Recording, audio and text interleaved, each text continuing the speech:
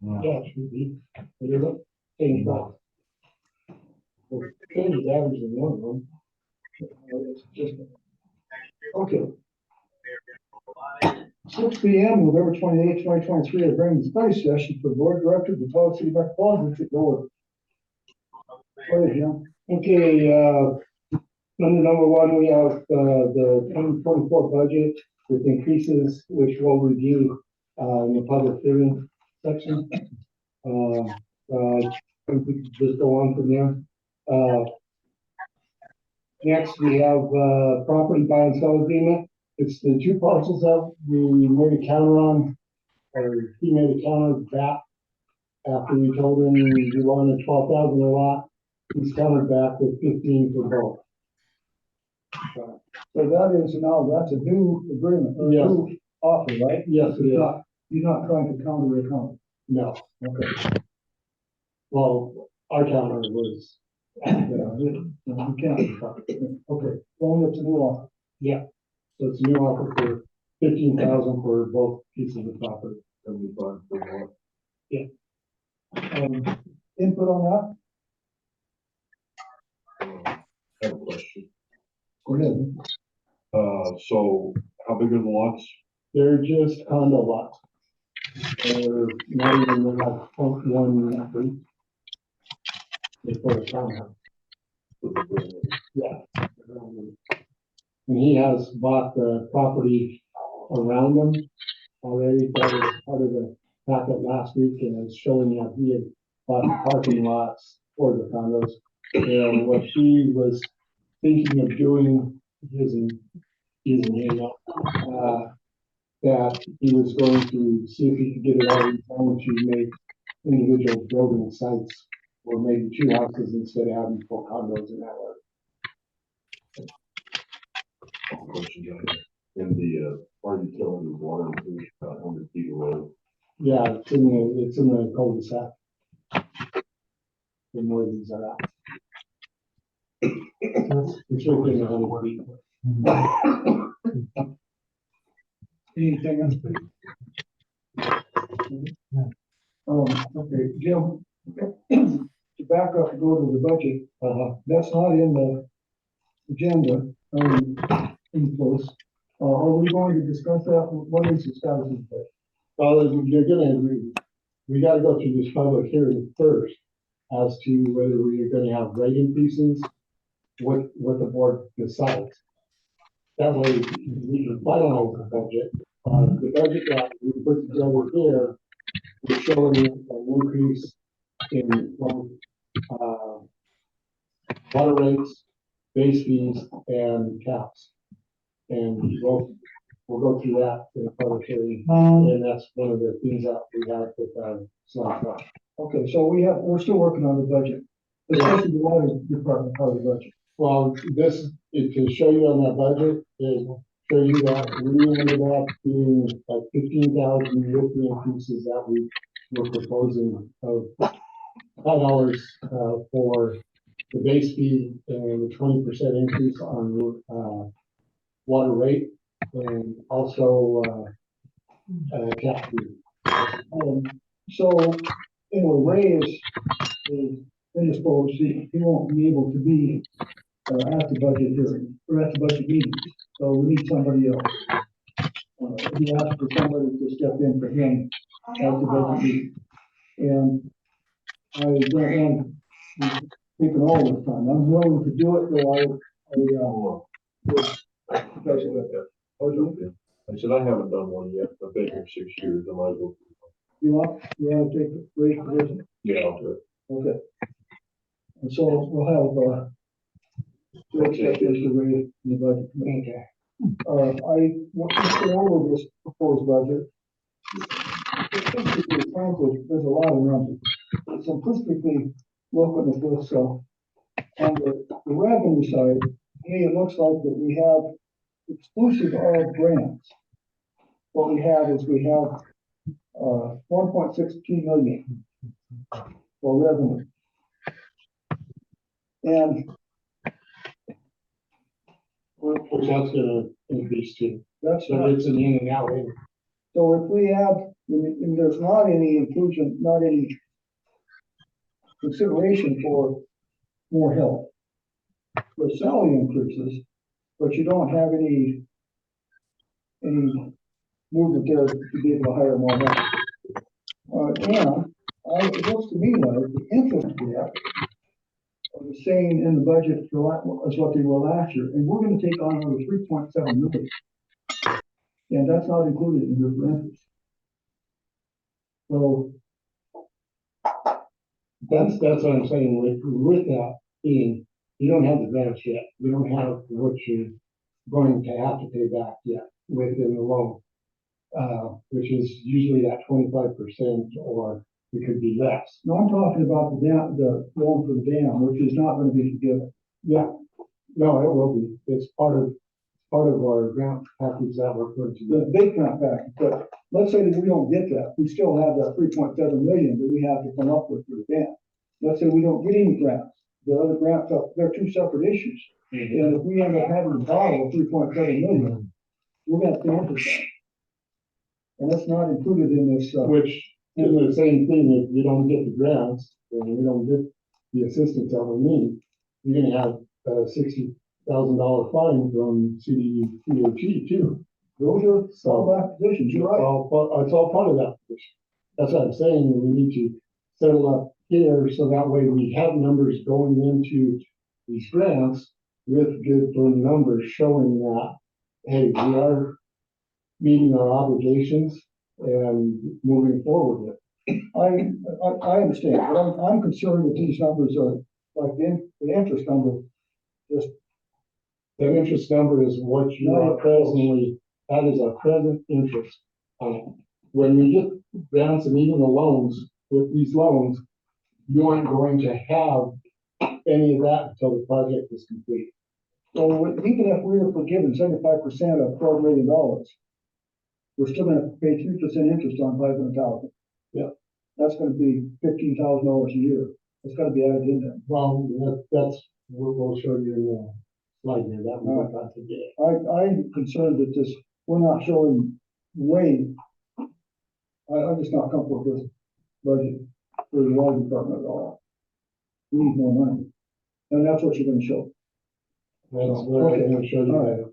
What we're gonna need in the future here within the next 2 or 3 years, and, you know, it's better to take the small bites, I think, at this point, than to take a great big bite and really put us in a position with your community. You know, because we can slowly increase, whereas that's what's happened is since 2009, you didn't have an increase until 2019. Well, my feeling is that you keep nibbling at me and making me mad. If you strike it once and give me a reason, I'll understand. No, Okay, anybody else? I'm about the budget. Then the next budget meeting, will include Greg. yeah, Okay, yeah. all right, go ahead. Okay, like you said, on the property, any questions, concerns on that? Okay, I know I've been trying to do a little research, on grant writers and grant managers. I have a couple feelers out. I know I've talked to 2 people. I think we need more of a grant manager as than even a writer. Because most of the time, your grant writers and other managers, they want to do both sides of it. They want to make sure that they are meeting the obligations of that grant, so that way it continues to go through and mix in with it, everything that way. So, like I said, I need to get a little bit more in depth into it. I've been working on other things, trying to get this grant in for DOLA right now for $1 million. To have it in by Friday, the 1st. So, that's my main objective this week, is getting it completed and put in. Questions? Input?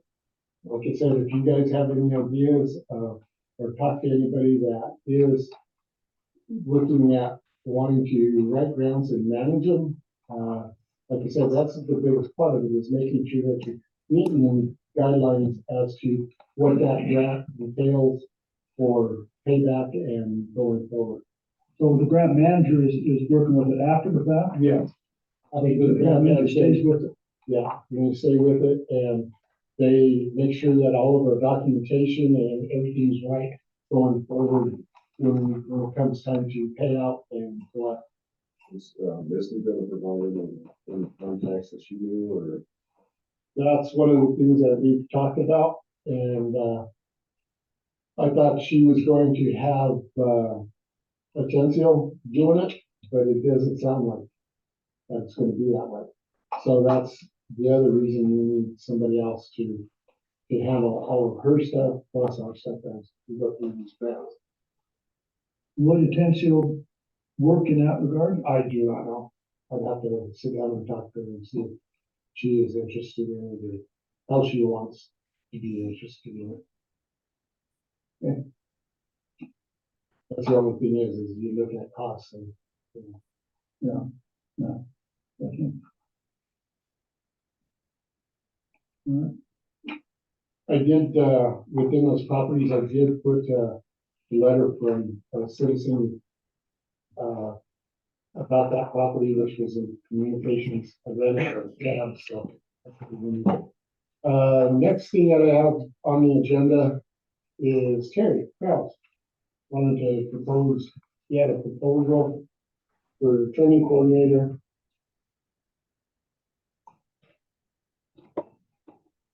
This is the first night that I'll be comfortable standing at. I'll stand over here. I'm not worried about Greg's chair. I would be. You know, I don't know if you remember how long it's been since, it gives me an excuse to drive down here every once in a while and see everybody. And, I think if you remember, the first packet I gave you was about,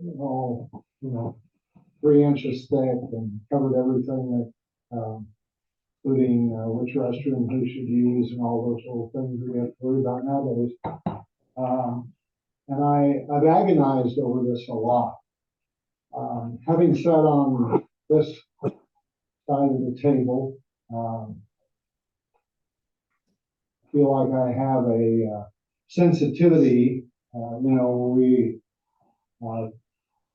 to the size of our district and the money that's available in our district.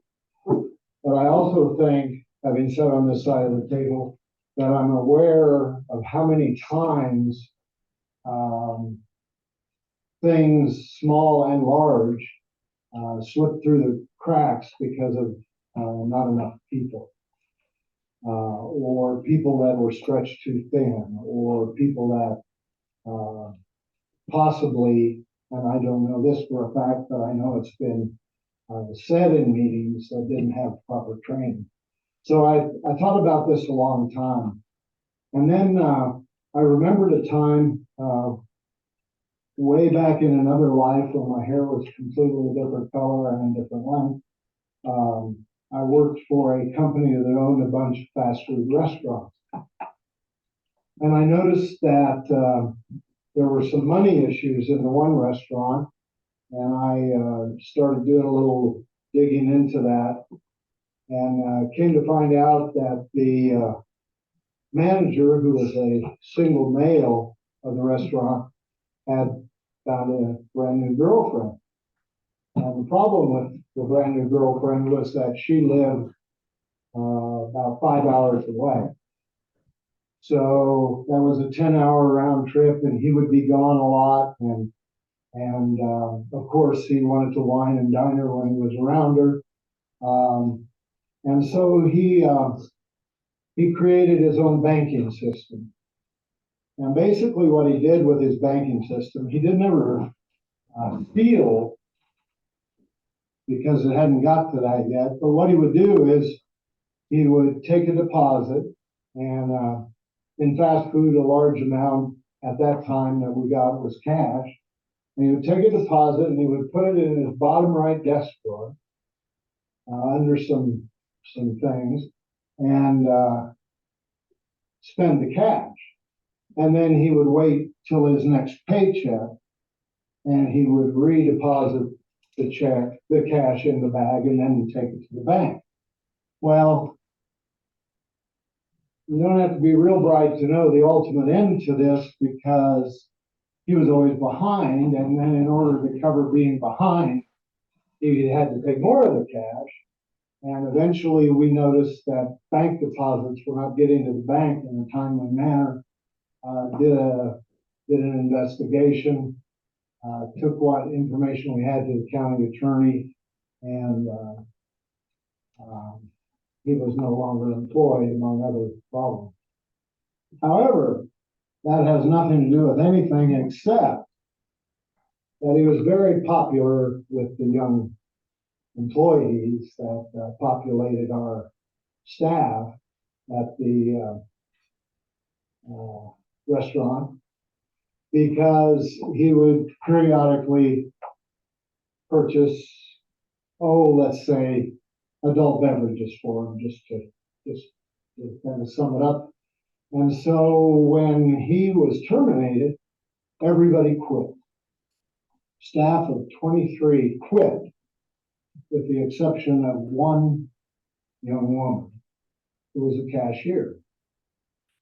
So my home changed from Greeley, Colorado at that time to Scottsbluff, Nebraska, to a motel, because two of us ran the restaurant 7 days a week from open to close, till we managed to get other people hired. And the impact that had to the restaurant was tremendous. So I started thinking about that, and I wondered, and I have no answer to this, but I wondered if all the wrestling I was doing with this, trying to justify cost versus result, was silly. Because if you can't keep staff, and if you can't keep staff trained, you're going to spend a lot of money, extra money. I did some productivity or some termination, quitting statistics. The lowest amount that I found in any of the research I did said that every time an employee leaves, it costs you $1,500. That was the lowest amount. The normal amount was that it cost you about a year of their salary. And that went as high as 5.2 times if it happened to be a management person. So I decided that, first of all, we needed to keep it really, really simple and focus on keeping, people generally leave for one of two reasons. Either they feel like they aren't trained, or they feel like they aren't appreciated. That's the number one and two reasons for leaving a place of employment. So after I looked at all of that, I took that original package, did what I always do with it because I'm very cheap. I turned it over, and it's now scratch paper on my scratch paper pile. And I believe, Jim, you included it, didn't you, in the packet? Broke it down very, very, very simple. And I hope you've had a little bit of time to look at it, and I would be more than willing to answer any questions if you have or have not, or any questions that you just have, other than the meaning of life. I'm not sure how, but Larry is in the audience. Questions? I think there's a meeting with each employee is very important. I just wondered how Jim felt about doing this. Whatever would make people happy and enjoy being there.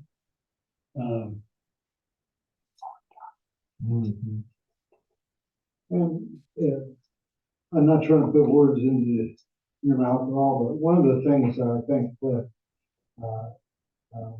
we've talked about in the board when I was on it, and I know you guys have had some of the same conversations about how many hats he has to wear. Now, I don't know about Jim. I have not worked with him well, I should say I have been with him in pressure situations, but that board member, never mind. But anyway, but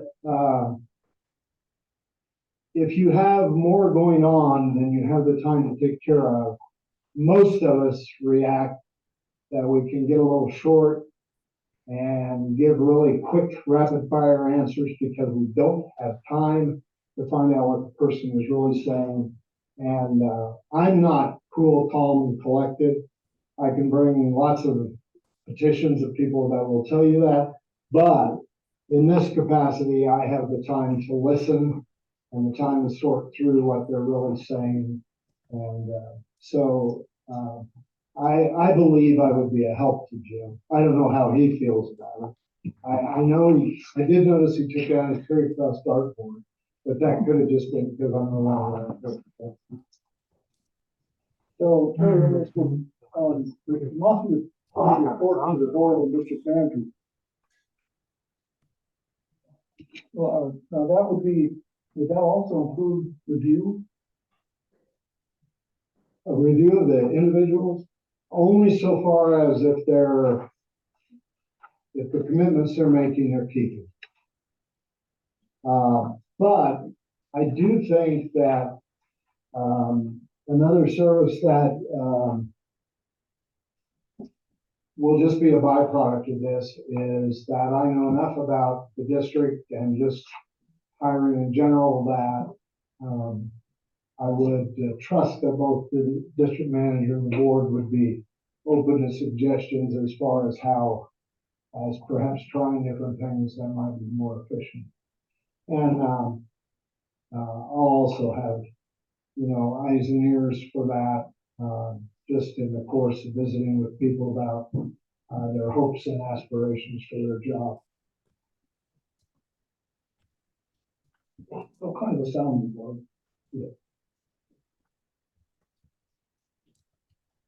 Well, man, Go ahead. this ain't really necessarily a question, as so much as an observation. I started my store over there in 2013, next to his paper office, next to his newspaper. Thought at the time, damn, I'm opening up a gun store next to a newspaper.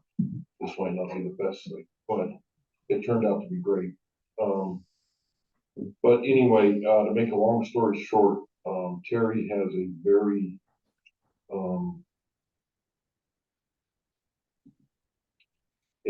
good personality to talk with, and a very calming personality.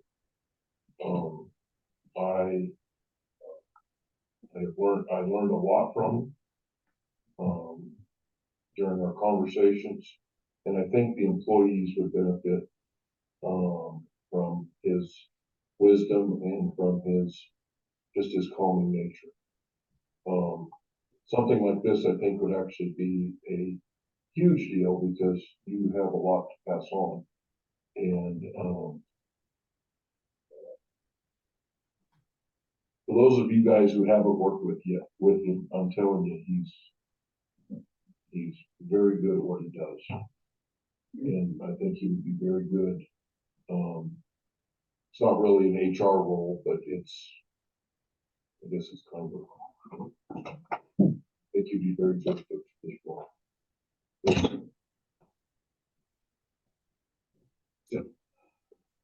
By the way, I paid him nothing. All right, thank I'll collect later.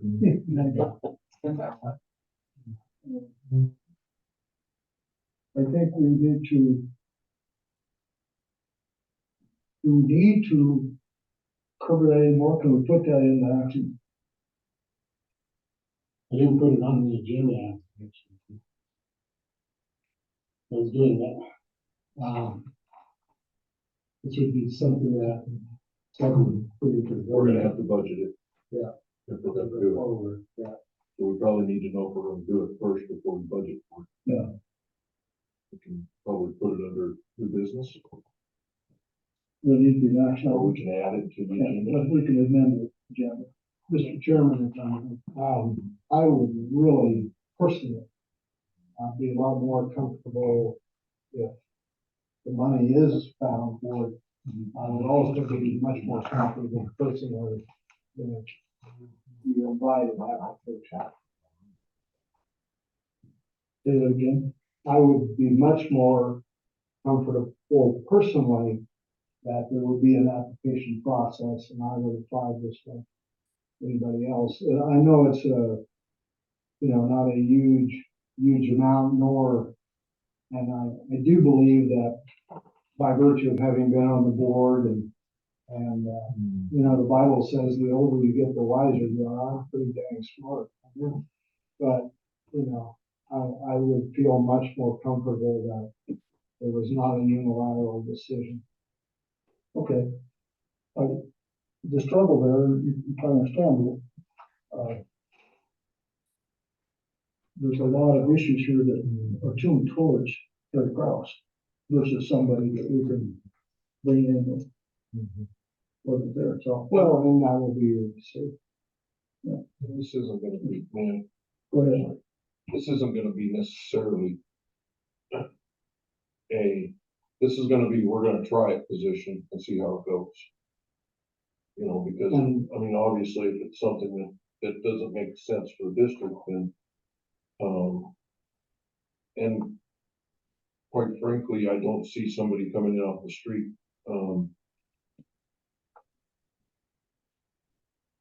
with the necessary tools to do this job. Yeah, and I don't either because it's such a part-time thing. Yes. But I just want to make sure that it's, Understood. out in the public. Understood that. Thank you, sir. You bet. You didn't sound very good. I don't know, but tell you one thing, you might want to wipe down a fly saw. Okay, and next we have resignation from Lance. This notice is conformed the effective 11/16, and I am stepping away from as a volunteer for the Colorado City Architectural Advisory Committee. I was accepted as a volunteer for this committee back in July of 2022. I became the chair in 2023. Since that time, the committee shifted through many stages. There was a period of months where the board was considering what actions they wanted the committee to be able to handle and what actions would need board approval as it is a voluntary group. Plus, there was a board election this year when the new board members had to review and accept the process. The present committee has 5 members. As I step away, we'll have 4 members. These members have accomplished several projects to assist the community with information regarding both new construction as well as following up on residential complaints regarding the covenants for each unit in Colorado City. The committee has been involved with Pueblo County Planning and Zoning, which has been plus in making the process more effective. Each member of the committee offers a great deal of diverse knowledge and puts towards great effort.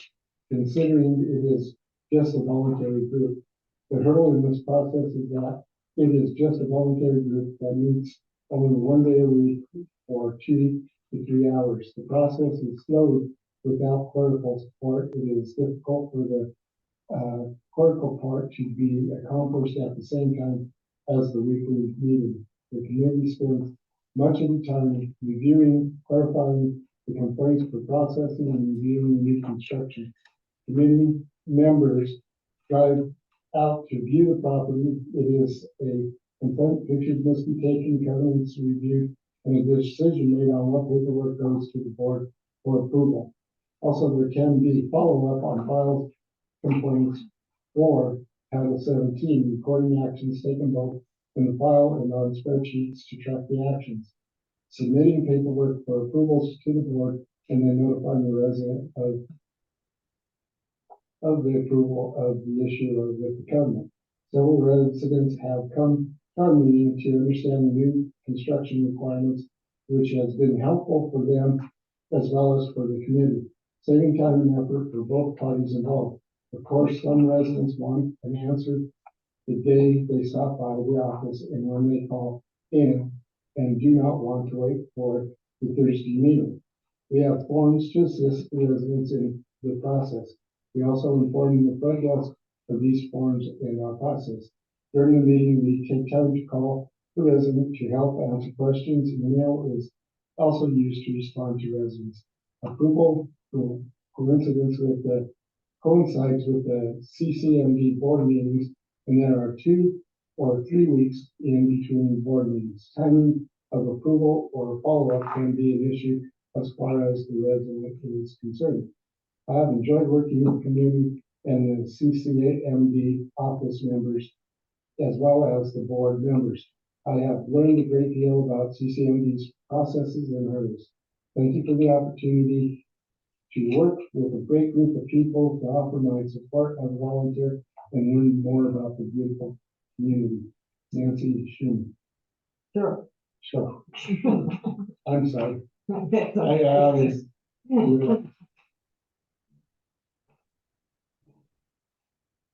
can get this, right?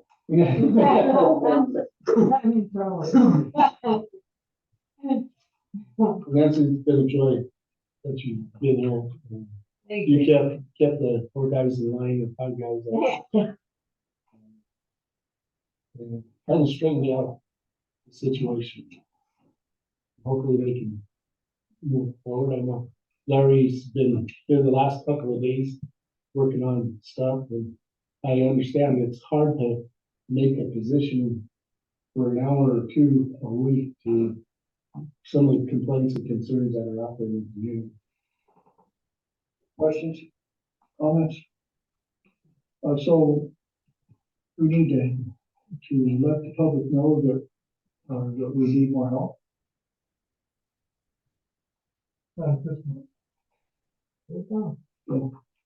Is there a process that we need to improve as far as, making things easier on the committee? Absolutely. Is it the timing issue? No, it's the difficulty with this way I put it. People come in at random all day long. Mhm. We're not here. Somebody is handling it. I think somebody is Jim. And he ends up being stuck illegally, trying to process everything. There's no way to temporarily staff that position. So it comes out at random during the day as necessary, and there's no choice. But I thought a lot about that, and I don't know what our revenue is in the committee.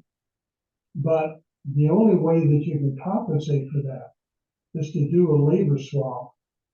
And it's some time that is being spent by the regular staff could be compensated for by a part-time general person to help the district. And that's a possibility. If there's revenue there. A position that would be here maybe an hour or 2 a day, or? It would have to be Just a broken. suggestion. It could be 1 day a week. I don't know. But if we have the revenue and there is money available, there's no reason why we can't compensate the district for what they're doing at random and have it at a time slot where it's beneficial to the district. By a general person. A lot of people around here have office experience. You'd have to get somehow through administration as a line item as taking those funds and setting them aside for that community itself. And that person. And I don't know whether you want to have a full-time person or whether you have a part-time handle. I know within myself, I probably get 5 to 6 calls a day. I know Sandy probably gets probably twice as many as I do that she handles before it comes to me where she can't handle it. You know, the questions as to our covenants and property within Colorado City on a daily basis. I know today I have 4 of them, I think. Yeah. That was transferred to Sandy Creek model, but I know she had probably 10 of them that she handled, and they wouldn't accept the answer from her. They would accept it from, you know, that's part of it too. Or more expertise than I have because it's building information that I don't know. What about a part-time person that's, or basically we forward phone calls to somebody, part-time person that is in charge of answering questions, taking the complaints, all that good stuff. They wouldn't even have to work in here. They could do it from, any location as long as they have a telephone. And we could hire them part-time, pay them a couple hours a day, but they only take, what are we taking, an hour's worth of phone calls a day, 2 hours worth of phone calls a day?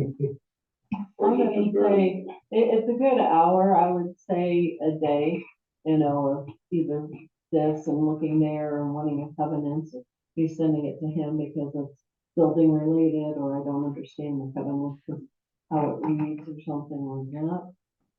So someone needing that expertise, and then same thing with what Larry probably looking up, the title, so forth, you know, whether this person just does some clerical on that end, and the volunteer group still goes out in the field, that would be a decision there. I would say it's good. He says, you know, 7 to 10 calls a day on something more related to, you know, CCAC, the forums, water, who's the electric people, you know. Mr. Chair, you call. And somebody doing it part-time out of the office, they can't check the file or the map, or they can't, there's a lot wouldn't have access to necessarily in my mind, because we use all of that to locate properties from complaints that don't have a clear address.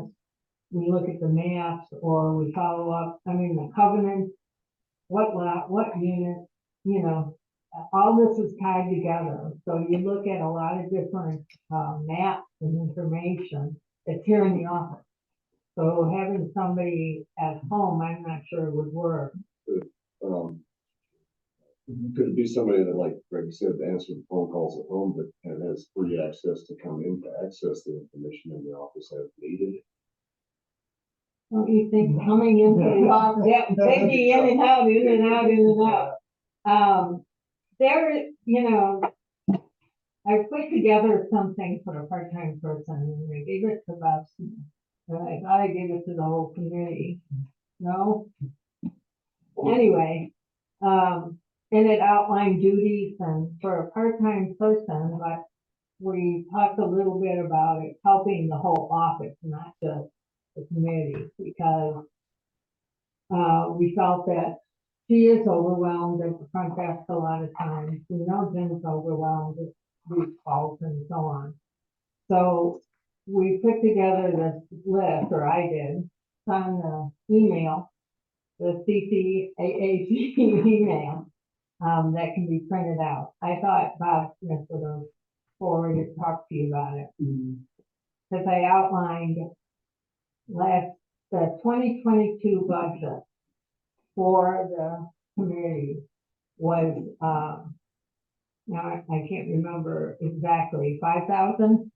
And so 5,000 would cover a part-time. I looked at minimum wage and I put down, calculated out so many hours. And it could fit the budget to take care of some, but you would have to work out, you know, I don't know, how many hours or, you know. He looked at it and said he thought it would work. I think this is an issue that we are going to have to address.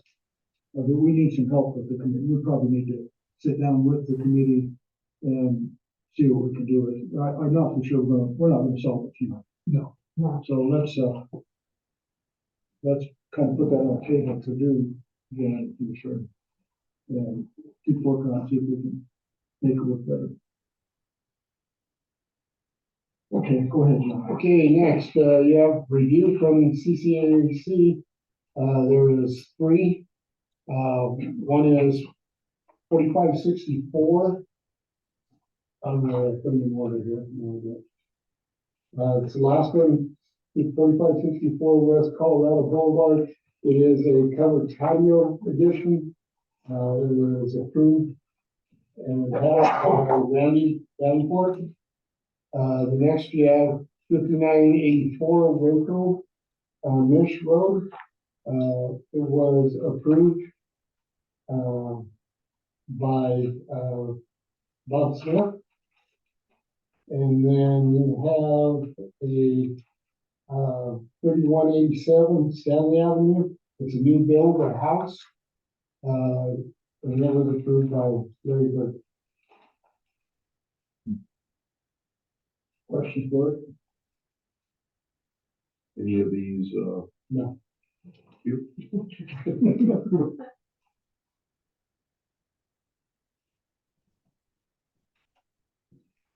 Questions? Any issues we should be aware of on these? They're okay.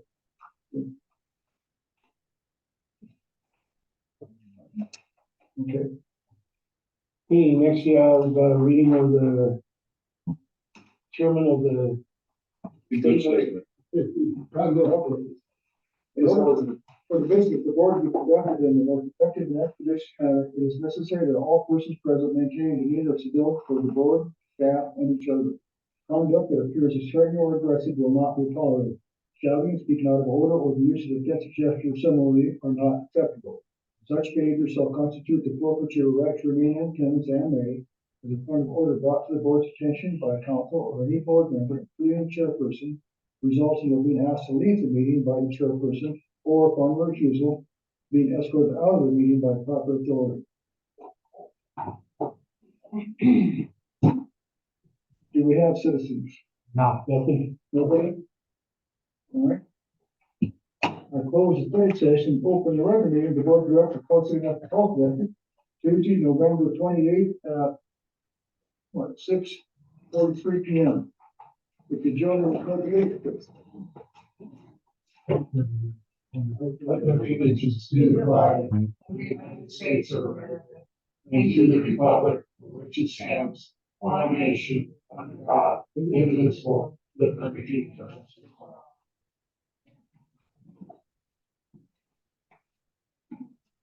And you can join the Lord Simon Collections, so to use.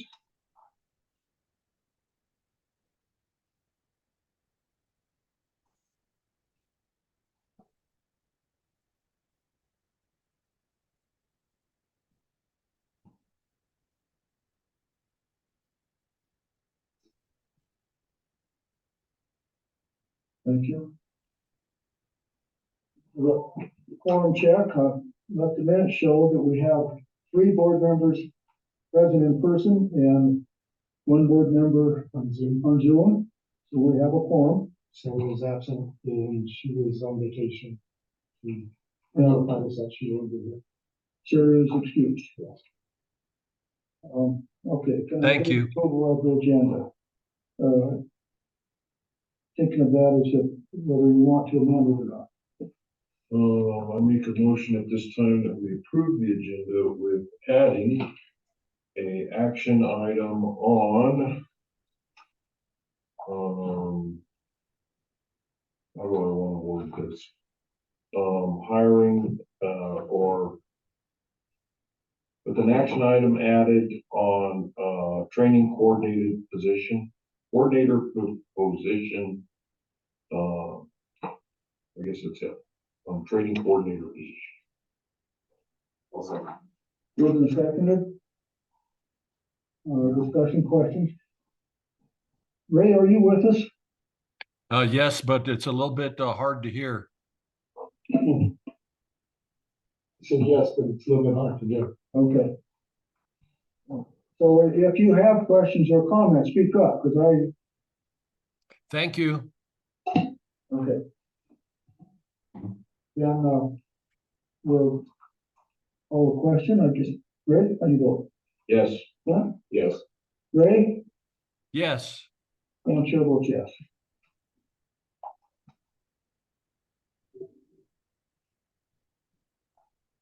Go ahead, Jim. Okay, and now you're gonna have to close the public meeting for public hearing.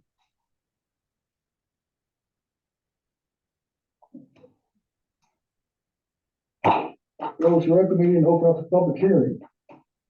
On November 28th, 6:46 p.m.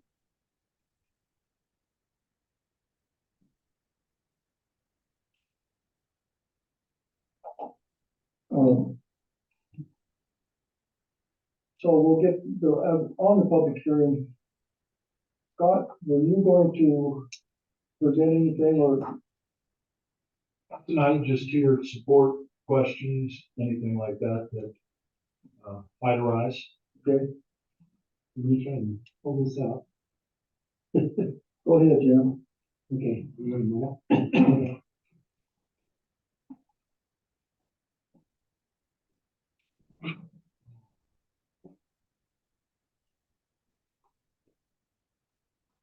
In the lights, shut part of them off. Keep it down. I can do it. Well done.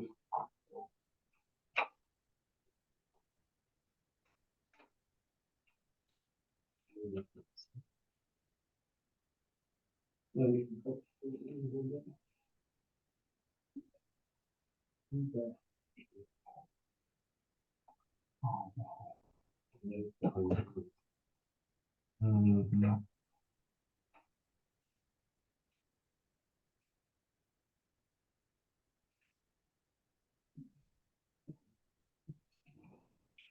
Ah, geez, how good.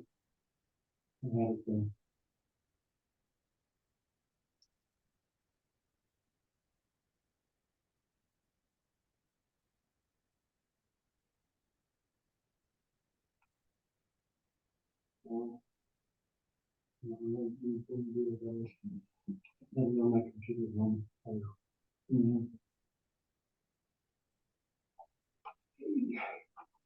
Well, we can go.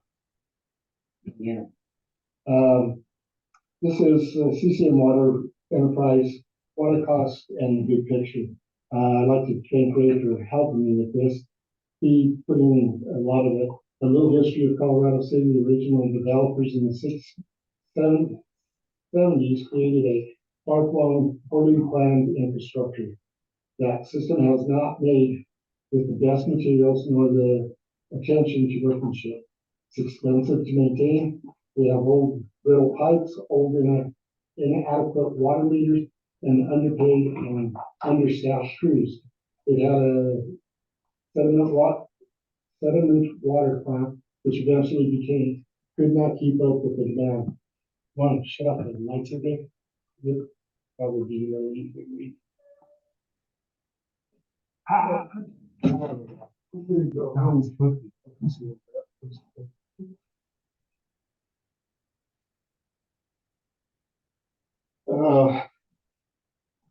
In 2007, CCMD was guided by the state of Colorado to upgrade a new water treatment facility, the new plant. A membrane filter cell was supposed to solve all water treatment issues with Lake Beckwith. It didn't. Later, Lake Beckwith put it under a compliance order to repair the dam to correct safety issues. The estimated cost to repair the dam, you're looking at $3.7 million. That would be to put in a base and be able to, in the future, raise it 10 feet. We're looking at financing through FEMA, County Hazardous Mitigation Fund, and USDA. Both allow forgiveness up to 75% of the loan. The 25% CCMD share would be $950,000. District Water Department with both projects would be responsible for $3,987,500 over a 30-year note if it was a loan. Interest for that is $119,625 a year. This is even if works out in a perfect world, getting grants from all sources that have been reviewed. After water is pumped from Beckwith, we all know our water is expensive, but because of this, water rates were never self-sustaining. We never charged enough for a rainy day fund. We also ran the water enterprise on a hand-to-mouth basis, even including tap fees to break even. Major upgrades have been financed, debt, which we all still addressing. From top to bottom, our system is inadequate and fragile. Always, water quality standards have tightened, raising production costs. In order to understand all of this that is involved, water costs, will try to give you the whole picture. Although the water always tests safe for consumption, for 2 months every year in the heat of summer, the treatment plant is unable to totally clear the water of tannins, color, and odor. Didn't matter who the city manager was or who did the important technical work at the plant, fresh, clear water was and is unattainable under current water plant configuration.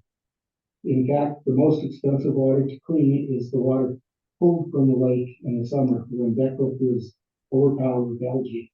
To improve water quality in 2022, the district invested $36,290.89 and another $38,368 for 2023 and 2024 to eliminate the nullified algae that was taking over the lake. This was an unexpected expense of $74,000, almost $75,000.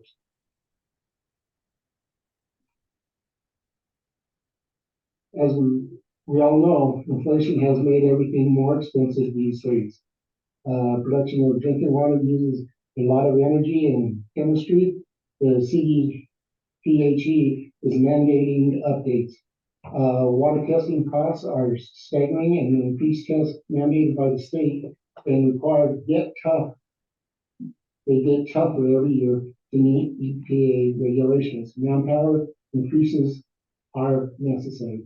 It is necessary to create rainy day funds to replace our failing infrastructure. Operating fund revenues requirements include operating expenses of $830,000 plus debt service increase is in 2028-25 to $261,404 for existing loan, plus capital improvements to meet growth and compliance levels.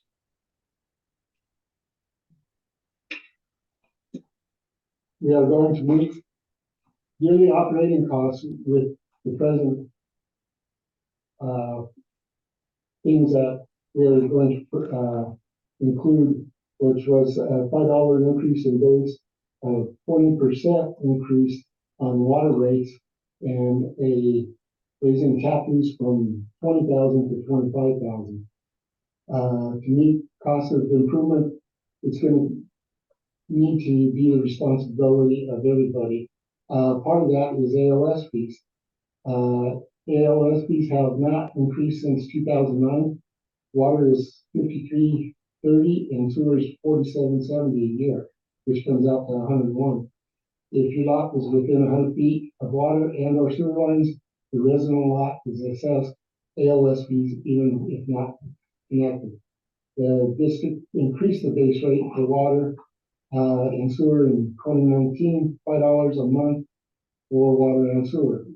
Before that, the rates were not increased as informed to do so in a water sewer survey completed by Red Oaks Consulting in 2009 at a rate of 6%. The district did increase water rates by 20% last year for this year, but we are still below the recommended rates proposed 14 years ago. So water rates must go up. The CCM board will listen to citizens' input as we consider a proposed base rate of $5. This will meet our present needs. To spread increase to growth, the board will consider water sewer tap fees increases to $25,000, which is $15,000 for water and $10,000 for sewer.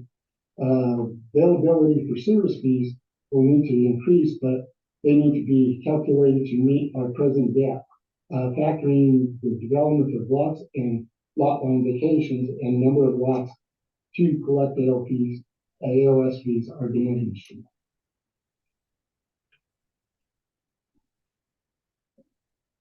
Working with Scott, we came up with an assessment fund. With this, it shows you the red line is if we stay at our existing rates, where we will be from now until 2041. Whereas if we have just an increase this year in where it will be, it will sustain us up until 2030. And then after that, but it does not cover any debt service over that increase.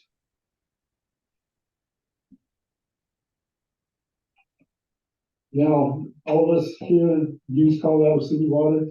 See how the green information could be discouraging, but hope is on horizon for better water outcomes. Better water taste, color, and smell is planned with a dissolved air filtration.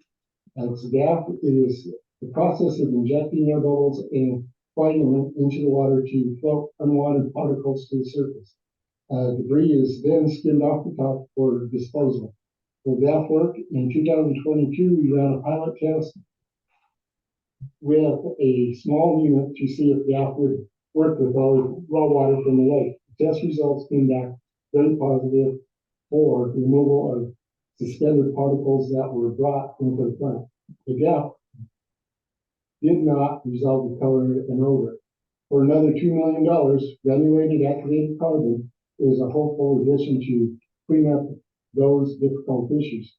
To add both treatment options is going to cost $15 million. Obviously, that's too much for 1,100 cap users to come up with. We are in the process of finding funding through USDA, State Revolving Fund, and Department of Local Affairs. At this time, the best option is USDA. They can give us up to a 75% grant on total cost of the project. The portion of the districts is responsible for $3.25 million. If you get DOA grant for $1 million, the cost to the district would be 2.25. So the total cost would be $15 million.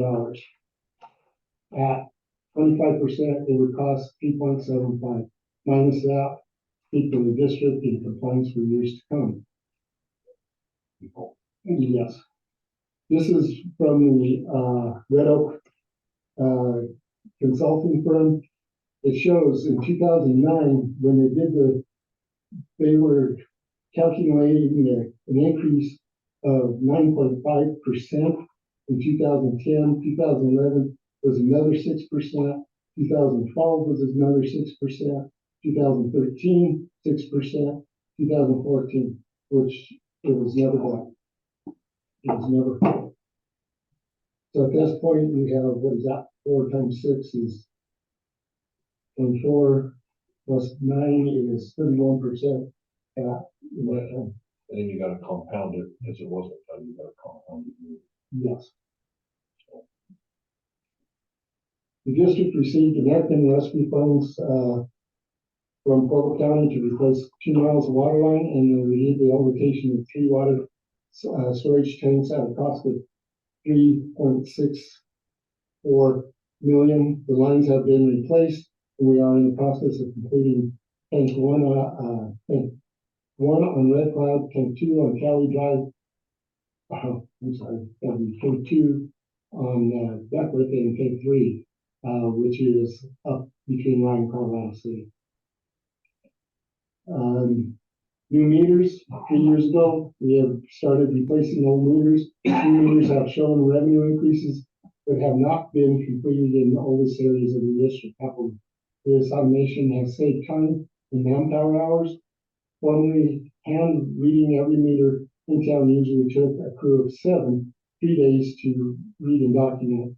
The office personnel needed to enter the readings into computer. At the present time, it takes a day and a half, 3 crew members to read, and the last 104 meters that have to be hand read, which includes compound meters and office personnel to review file. Replacing the meters will save manpower and improve efficiency. 2, a top-down water audit.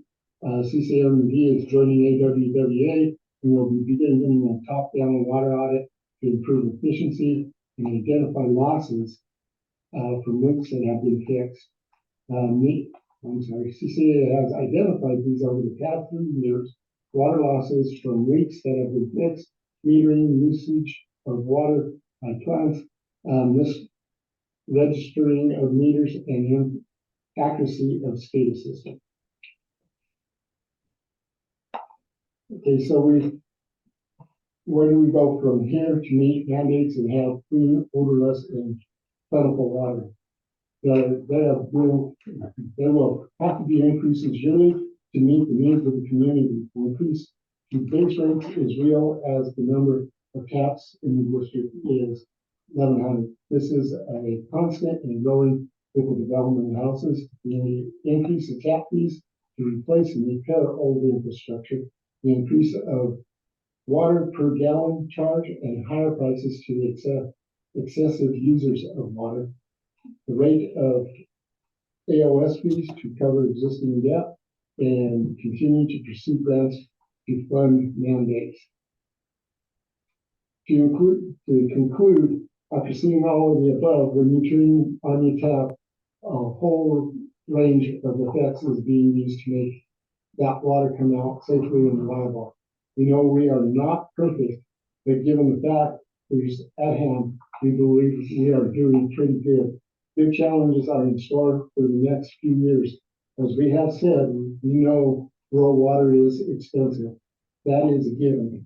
Just now that we also use the water, our families use the water, we will always make our water the best it can be. Thank you for your attention. Good, you know what?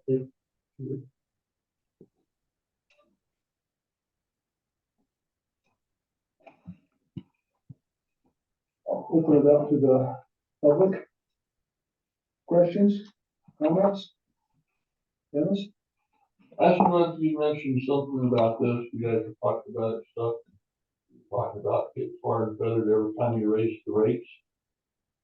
If we're gonna do this, I would recommend doing a high enough rate that covers the next 5 to 10 years, plus a little bit, because you're not gonna get it right.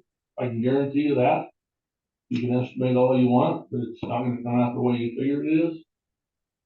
And I'm a cheapskate, but I hate to have my water, cost more, but, if we're gonna do this, do it right, I think you better raise the rates, whatever it needs to be, plus,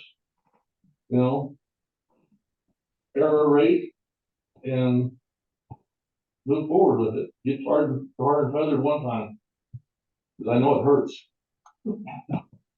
I've been there, done that. Anybody else? Nancy? Yes, I kind of agree with that. But I think that if you had to raise it enough to carry out the plan like you need to, the effects on a lot of people who can't afford it in the community. So some real thought has to be put into that, because there's a lot of people out there that would really suffer with the increase. Not that you shouldn't do it, but the plan on how to handle all that. I think the planning of all of this going forward is really important. Clean water is extremely important, but how the community can deal with it is also very, very important. So planning of how to do that.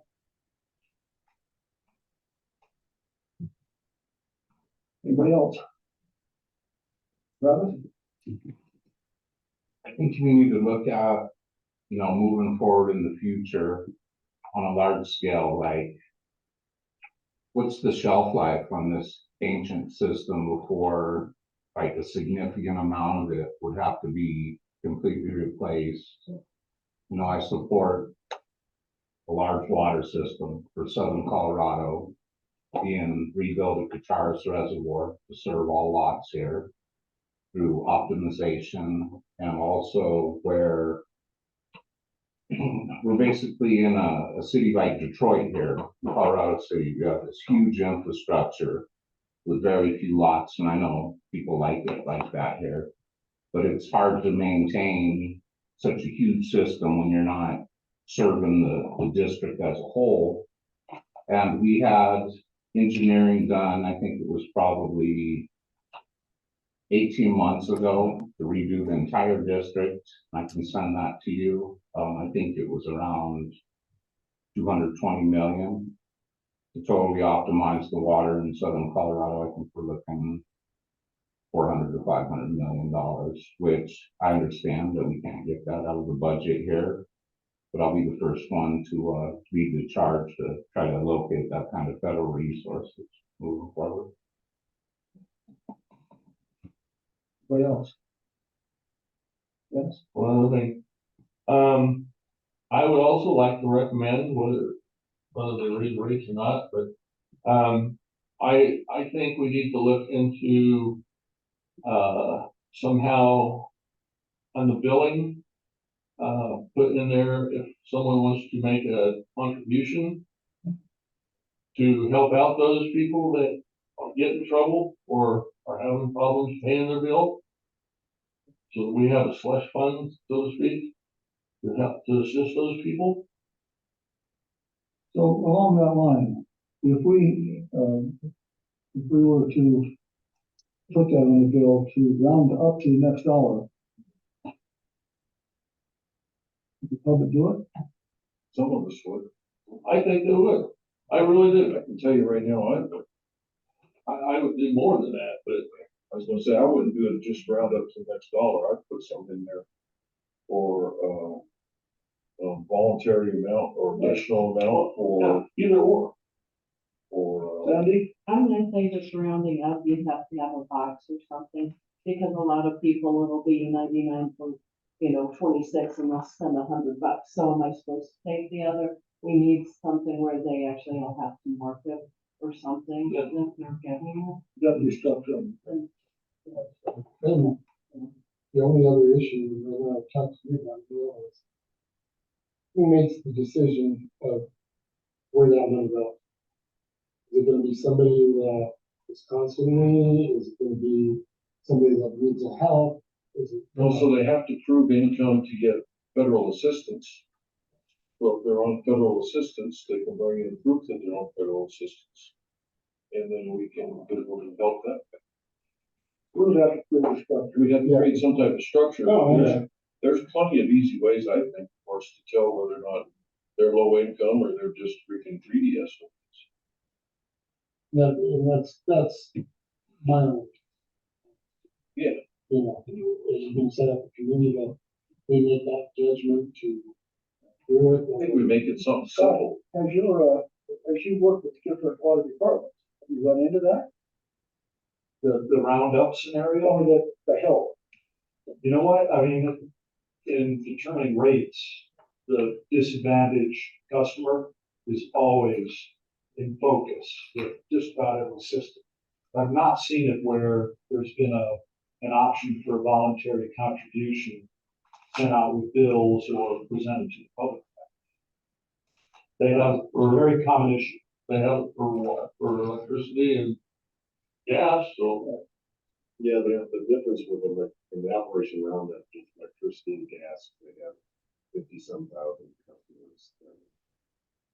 30,000 round up, that's substantial amount of money. We have 1,100. We get half people round up, $500 a month. That'll add up. It adds up, but we also have to determine are we gonna help people that are using 3,000 gallons. They can't pay their bill, and somebody uses 18,000. Yeah, there would have to be a gallon usage limit, I would think. Probably help develop some type of, or get a board It's got to be together to take a look at this. And you wouldn't wanna necessarily pay their entire bill, it would be assistance. You know, so that they're, you know, a percentage. We definitely have to face the fact, we have to raise it, we have to be able to find enough income to be able to afford to run the place without going bankrupt. Well, and the state, so one of the things I don't think that we necessarily covered in that slideshow well enough to emphasize that is the state keeps changing the bar. Okay, they don't ever lower it. The water that we're drinking now out of the faucet is way better quality than the water I was drinking as a kid out of the faucet in the 1970s. Okay, we all drank the water out of the faucet then. Now all of a sudden we're getting bottled water, and the water we're getting is actually much, much better than the crap we were drinking back then. Because the bar is always raised. And we're structuring this system with a little bit of leeway so that as the bar gets raised, we still have some leeway. But understand that if the state keeps raising the bar, we're gonna have to keep adding crap to filter that water, which is just going to translate into more money. And the state don't care. When they raise their things, they come out and they tell you, this is the level you gotta be at. If you don't get to that level, we're gonna fine you X amount of thousands of dollars a month or a day. Some of them are daily fines, okay, until you get there. Because they don't care. It's not their money. Okay? Would you have any input? Well, we've been putting a lot of work into developing a plan that's comprehensive, as you were talking about, where you're looking at a 20-year horizon, and you incorporate all the financial and capital elements that the system needs. And then once you determine that baseline, again, over a 20-year horizon, then you begin adjusting rates to accommodate. So we're in the midst of doing that. And, you know, you asked if I was going to do a presentation. I've done presentations to the board to get everybody to understand this is happening, and it's a comprehensive process to come up with rates that will meet all the big expenses as well as the ongoing expenses. And you will, like you said, you cannot perfectly anticipate what's going to happen, but you can at least give it your best shot and do it over a longer horizon so that it's not just one, well, you just raised this rate last year, why are you doing it again? So we're in the midst of doing that, and I do think a presentation of that would be helpful. So we're in the middle of doing it. It's what's compounded the what's kind of been a I don't want to call it a detour, but what's added to the challenge is getting the enforcement order from the state, which has put certain things at the very front of the planning process that we've had to accommodate. And that's the bar graph that you saw earlier was accommodating those immediate things. But the ultimate objective is to do it over a 20-year horizon, all capital projects, O&M, debt, grants, and rates to accommodate that. So that's what we've been spending a tremendous amount of time on, and I think it would be helpful to see that. So the bar chart that you had, Jim mentioned, that's not debt service? That does not include debt service? That Yeah, bar it does. chart did have debt. It was It's your light blue that's above that. You see that debt service increase every year. I have a question. Go ahead. So, my question to you is because I am not a piecemeal person. I don't agree with, I'm more along the same lines as Dennis. I want to get this where we need to get it. Mm-hmm. Quit this piecemeal crap. Mm-hmm. Because I don't like being tarred and feathered, and I don't want to go through this crap next year. Okay, let's get it over with this year. Is this rate increase that we're being given enough? Immediately, you know, they're the rate increases that you're seeing there are accommodating these initial 3 projects. That's it. That's pretty much it, as well as an O&M and as well as existing debt. But as far as capital goes, it's just accommodating the big 3 that are in front of the district right now, which is DAM, DAF, and DAC. Pardon the adjective or the acronyms, but those are the 3 that are accommodated there. So if we raise it to 20% this year, is he gonna come to me next year for another 20%? Not for these, not for. I didn't ask that. Yeah. I didn't ask that. Okay, I asked, are we coming for another 20% next year? There, you saw by that graph that, you know, with a 3% increase, your annual expenses are going to increase every year and they need to be accommodated. Right now, it's a 2-year plan. And right now, that increase that we've got in there also does not accommodate the proper staffing. Or does it? It doesn't accommodate the proper staffing. Okay, so now we gotta go to the people of our community and say, hey, we just raised your water bill 20%, but you know what? We still can't freaking hire those employees that we need to keep the damn thing going. Right, and that's where the 20-year plan that I'm talking about, you make sure you incorporate all of those aspects. What you just talked about, additional capital projects that need to be accomplished over the next 20 years. So it's comprehensive, it's thorough, and it's not going to be a year-by-year reactionary process. So both the staff increase and inflation are not in there. Inflation was in there. That was, and what level for inflation? I almost wince saying this number. Yeah. But it's the typical 3%. Okay. Oh, typical. And when has inflation been typical in the past 5 years? But you know, my perspective on this, because I do what's called asset management planning with a lot of systems throughout the entire state, different shapes and sizes. But you know, I think for you all to have an understanding of that process would be key. And this, of course, is under Jim's leadership as well as yours and the board's. But understanding that planning process is absolutely essential. And I think it would answer a lot of the concerns, very legitimate, on target concerns that the folks here have raised. And I'm happy to do it. I presented to boards numerous times on this. I think that we have a big. Yeah, one more question. So have we, this is more directed towards you.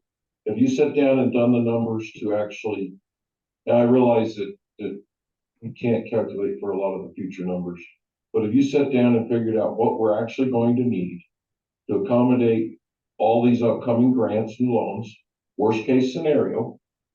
Because we can't guarantee on a lot of these grants. Well, we need to be worst case scenario. Yeah. Because we might not get some of these grants. We have run those 3 scenarios. Yeah.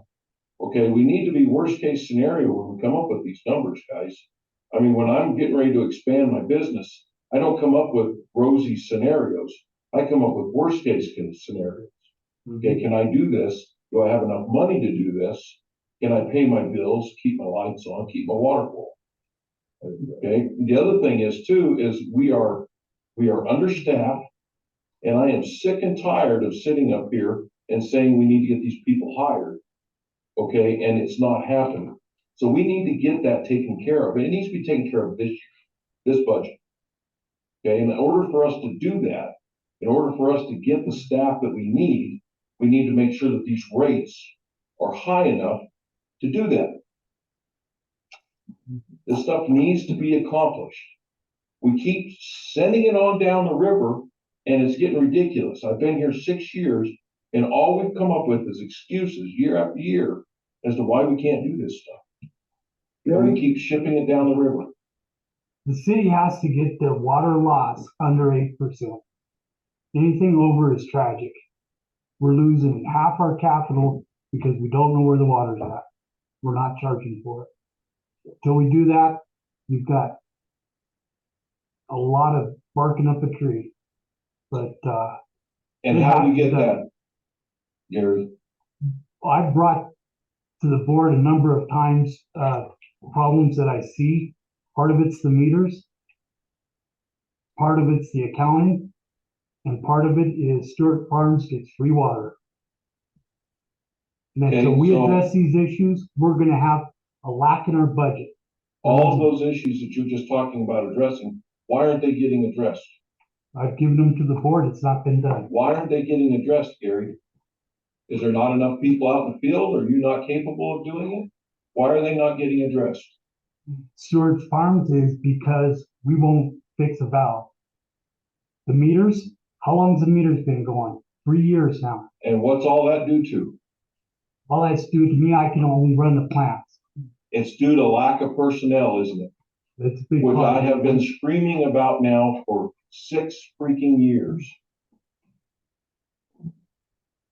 Okay, it's all due to lack of personnel. Yeah, no, I know I'm beating this subject up, but I'm sick and tired of coming to these board meetings and listening to all this nonsense that's being spewed here, and we're not fixing it, people. I Randy, yield. This is Yvonne. Can I make a comment? Oh, boy, here we go. Let me guess, Yvonne, we don't have the money for this. No, sir. Just Greg, just so you know, I just do the numbers. And all the department heads, they come up with their own budgets, where to cut, where to put the money.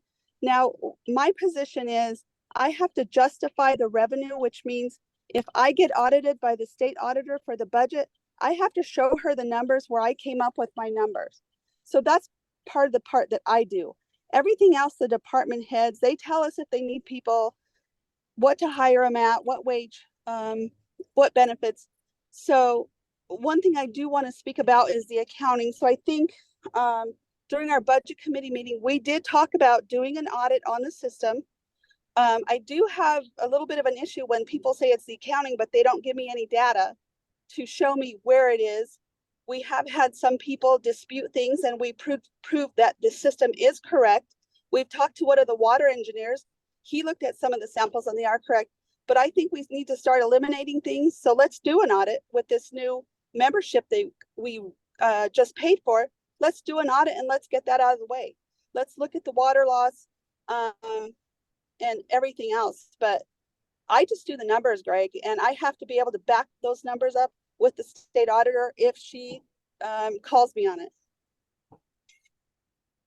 And then one of the other things, I'll just finish up, is I have asked for years now to outsource payroll. That is a cure for what we need. And it costs probably between 13, 14,000 instead of hiring a full-time person at 50 or 60 taxpayer money so that we can hire out for anything else that we need. But that's just my piece. And Jim knows we've talked about this. We need to outsource payroll. That takes out our HR function. We have lawyers on this, people that are credentialed, where we don't have the time to research the new laws and make sure that we're in compliance. So there's a lot coming out. January 1st would be better for us to have someone to do that for us. That's all I have to say. Andy, I was gonna say, raising the rates. I'm new here. I know our water issues from having worked here. But a big increase to me almost seems more what I would want to say go for. Nobody asked me if I want my groceries to go up or my gas to go up. It just goes up. Yes, we are going over it because we don't want the people in our community to, tar and feather us. I get that. But at the same time, everything's going up out there. And if our rates here weren't increased for 10 years, I'm gonna say people who've lived here for a while have gotten a little bit of a freebie in that sense, because if they lived elsewhere, it went up. Question. go ahead. Your proposed rates, will they meet the 110% of the SRF? Don't we need to kind of establish what that minimum is before we actually set a rate? Part of what we're doing. Is our proposed rate, will that meet that requirement? with the one that was proposed, it does for next year. For next year only. This year and next year, For the next 2 years. well, through 2024. With everything remaining Right. the way it is. So there's a chance that we could slip under that. In the right scenario. Yes. You, Jim? Yes. You mentioned worst case scenarios. That was the best case scenario. But, you know, we ran 3 different scenarios, which is 20% grant, 50% grant, and 75% grant. This is in process right now. The big variable is gonna be which one are we? Because we have to hear back from the funding agencies as to what, but those scenarios are being run, to try to best anticipate. So what I'm hearing is that if we pass anything less than what's proposed, that's not gonna be the 110%. So requirement. Is that right? You're right. But also though, if this is worst case scenario, we're not there. So this is worst case scenario, because this is what I would like to see. I would like to see us plan for worst case scenario and get our staffing up to par. Okay, then I don't think Dennis or anybody in this room is going to be upset if we get that extra money and we come back next year and say, you know what, guys, we overdid it a little bit last year. We can actually cut back on the rates this year a little bit. Now we go from being freaking 0 to heroes. Okay, but instead, what you want to do, okay, is you want to make me into a jackass for the next 3 or 4 years, because we're gonna have to raise rates every year, guys, 20% or so. Okay, I'm not meaning it that way. I'm meaning it to make a balanced budget is what. but we're not even adding the employees that we're short, Jim. I know. So how are we balancing the budget? Well, with what you have and where we're at, that's what I'm balancing the budget for. Because at one point, when we were doing this, and you could ask Ray, we were 150,000 in the negative before we even looked at raising rates. Hey, I have no doubt about that. None whatsoever. You're absolutely correct. Okay, I realize that we're in the hole. Okay, but we're actually just treading water is all I'm getting at. All we're doing with this rate increase is treading water. We're not improving nothing. So what I did was I created a spreadsheet, simply a spreadsheet on cost of water, cost of providing water to the customer, to the meter. Regardless of how much money we make, how much does it cost us to provide a gallon of water to the customer? What I come up with, again, considering that we need to increase our staff, we need to consider inflation. And I would like somebody to, that's Scott, if you'd look at this, I'd appreciate it. Actually, I did look at it prior to coming, yeah. I'd like to find the holes in it. But what I come up with in 2024 is that we're gonna be looking at probably 0.0129 cost per gallon. Now, we currently are at 0.006. 0.00526 is what we're charging. So we're charging half of what it costs us to put a gallon of water in the customer. Well, we can't do that. And then when if you multiply that times 15 million of how many gallons we use a year? We use 11 million gallons per month. Oh, that's way far. You know, you process that out, 132 million gallons per year. At the current rate, if we were to increase our staff at all, we would be losing about $399,000 next year. And that's considered paying interest on the mandates that we have to do and the loans that we come up with. Somehow, we have to be able to cover the amount of what it costs us to put a gallon of water in a meter. We're not even close. The rate that we're proposing still isn't gonna do it. We need to go up by probably 25%. And $7 on per month, and we're still going to be short $175,000. And that doesn't even cover, that still doesn't even cover adding employees, does Yes, it? no, I considered adding employees. You did consider adding. I employees. actually, what I did with the round number, I put a $200,000 for staff increase. That would be probably 2 employees. 2 employees. Because by the time you pay their medical, their vacation, the government taxes, the required, employment and all that other nonsense. So the public, I guess as far as public hearing, we've got a steep hill to climb. And we need to be able to be realistic about, like Dan says, how much it's gonna cost us. I'm concerned that what we will do is increase our rates by 20% and $5, and we won't see a noticeable change. If we don't see a noticeable change by increasing our rates, we should be tarred and feathered. I don't like tars and feathers. Not a good look. Maybe a better look, but I don't like it. Hurts really bad.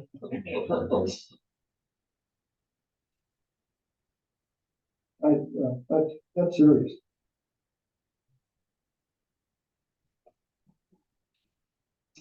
What's next? We need to face this seriously. Question. So what's the true rate number that we need to increase to fix our problems? Just throw it out there. Is it 50%? Is it? I won't throw it out there because we don't have it yet. Because you gotta make sure that you're not missing something. That, you know, you can Okay, talk about so how do we get to that number? getting that number is reviewing all the operational needs, the biggest of which is personnel. And then looking at the capital cost, which is gonna be some amount of loan, not, we don't know yet. So. We want to plan on a worst case scenario. Yeah, and, worst case scenario, I couldn't come up with that. I have to go back and look at the numbers that have been assembled, and happy to do it, but, it's gonna be 20% plus, I would think. I don't even want to throw numbers out there right now, because the worst case scenario would be significantly more than that. And then you just have to, you have to look at, okay, we know we need to do this much. What time frame do we have to do that?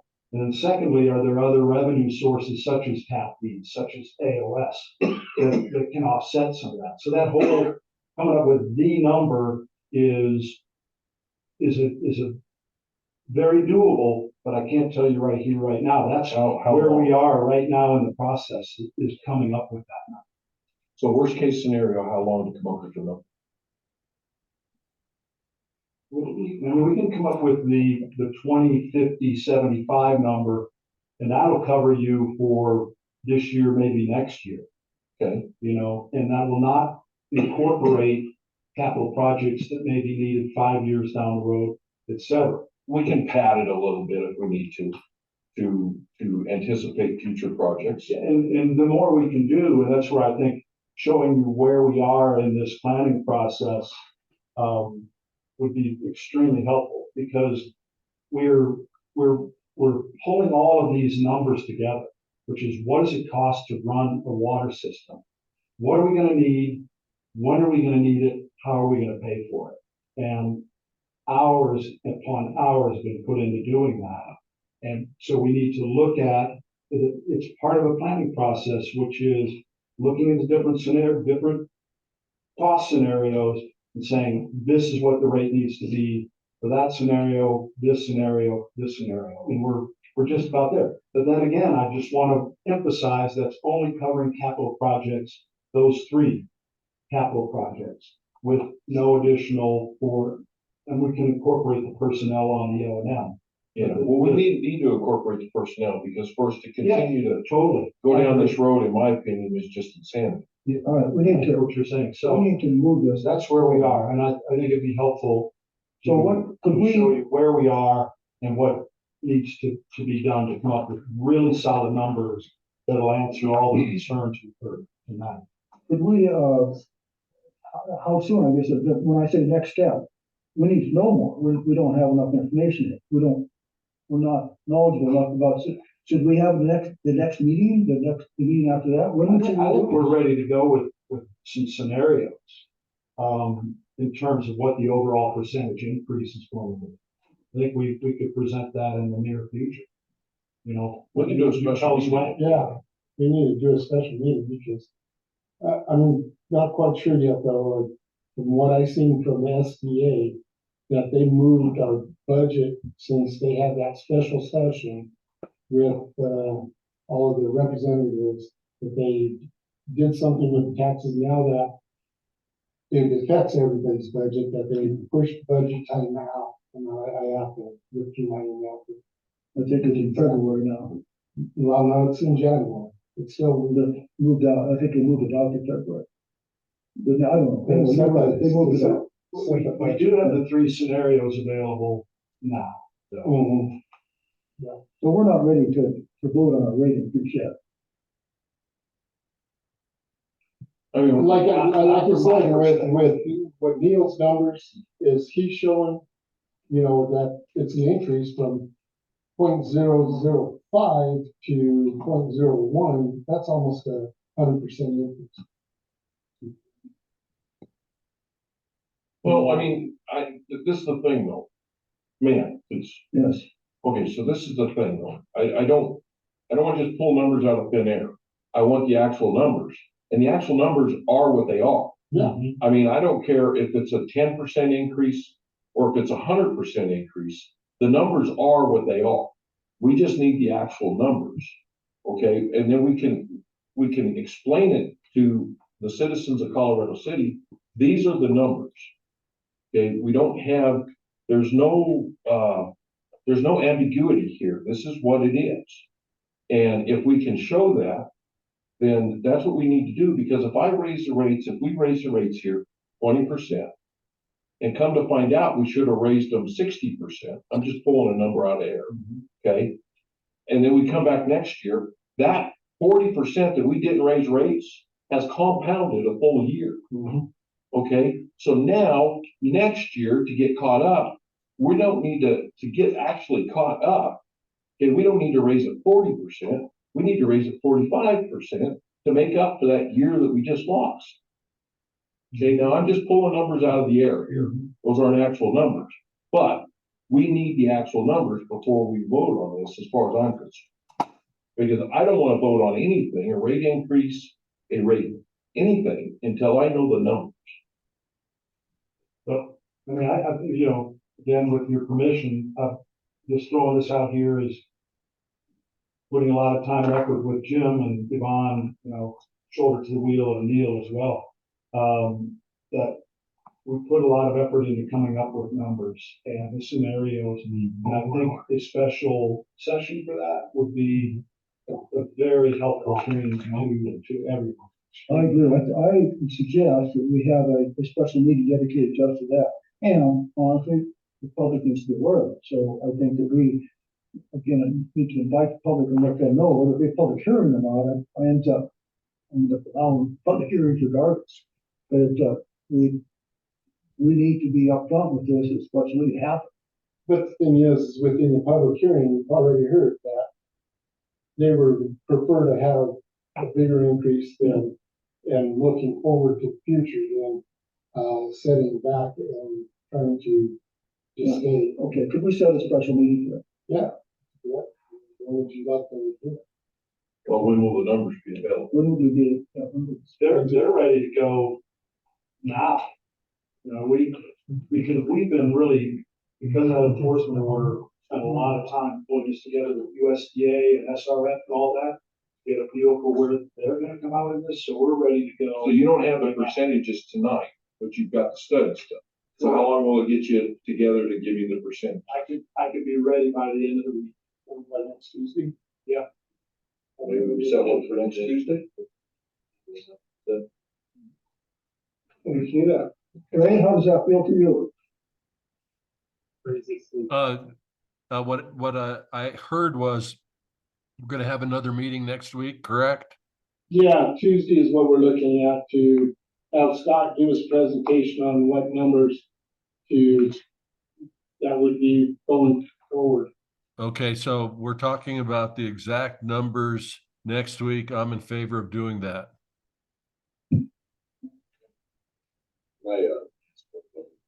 Nathan, I don't know if we can get an answer for this, but how much water are we producing that we're not making any money on?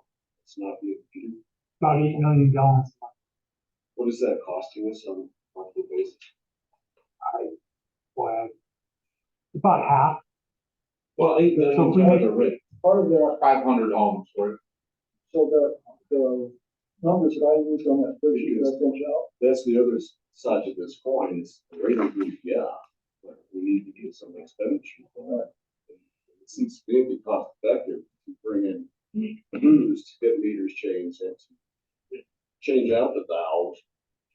So that Stewart Ranch is paying for the money or paying for the water Or not taken. or not taking, yeah, having the option. I mean, and so if we do the 20% rate increase, that's my whole point. We're not gonna accomplish anything. Well, we gotta get our expenditures down as well. I mean, that's the other side. all right, so let's set up a special meeting for next week. Okay. And the public's invited. Welcome. Okay, so you want to close the budget? Let's, talk, if we still have a campground procedure. Yeah, with Josh there, he's looking at. Well, shoot.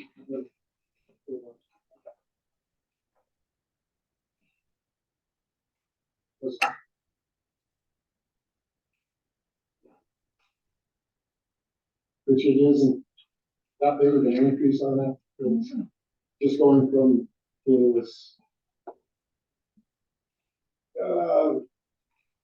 his current price on a 30 amp is $30. Hook up for campground. Where right now it's 50 amp is $40, he wants to increase it by $10. To 50, so it matches the normal.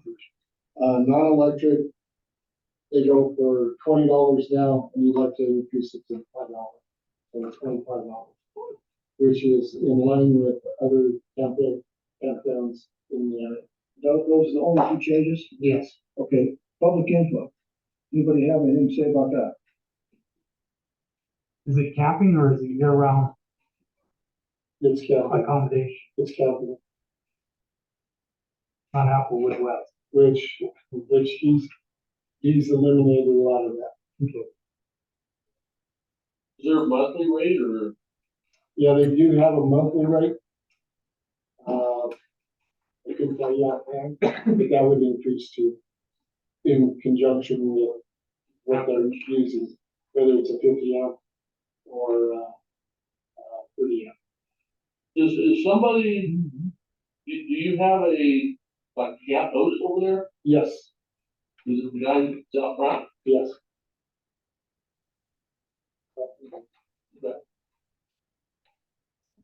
How many 30 amp versus 50 amp?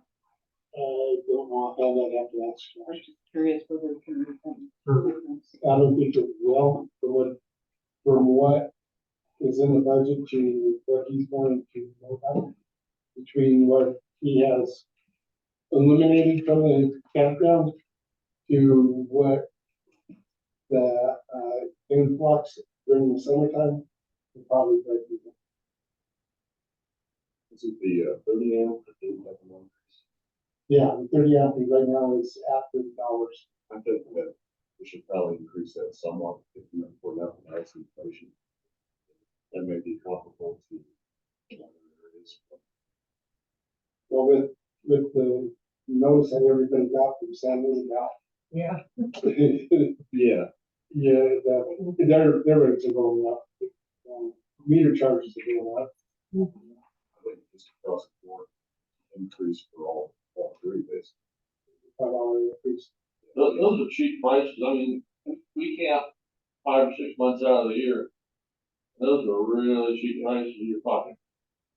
There's anything from here to Arizona and California, that's really dirt cheap prices we got. I think he's comparing it to the one up the road. Yeah. He's trying to, No, The one at San Isabel. but over here? Oh, no. I think it's San Isabel. okay, resolution. Yeah, send us a proposal. Anyway, campground.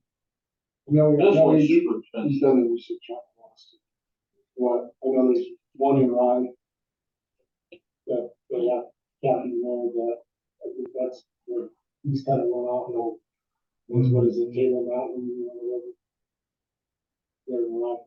Did anybody check out on your campos? Yeah. Double checking? Sure. Okay, anything else? All right. Close public hearing, we open regular meeting. At, 11:46. I'll make a motion at this time that we approve the minutes of the special meeting November sixth, study session November 14th, regular meeting November 14th, CCACC minutes November 13th. I'll second that. Right, second. Okay, You each, all in favor, say aye. Aye. Opposed? Are you coming back on this tomorrow morning? Okay. Thank you, Scott. thank you, guys. No. Bill Fifth. I didn't say anything. I got no questions. I guess it's kind of a, we go, that was AWWA. Are you set, did you get us set up for getting in there? Not yet, I know the seventh, I was trying, but, yeah, we were. That's pretty low. I did have a couple questions. Davis paving, Davis paving is for some road cuts. Oh, wait, no, that Davis paving was at the golf course, there was a patch and there was a piece of cement that was by the front door that was, okay, teeter tottering. We pulled the cement out and then we put a patch in. and then the 1.6, that's our firewall system. Firewall, Is that at the quote that they gave us? yes, it is. And the hardware, that's all real good. All right. Do you pay bills? Make a motion for these bills. Also, Move in second, discussion, questions? Yeah, how do you vote? Yes. Greg, yes, Ray, Yes. and chair votes yes.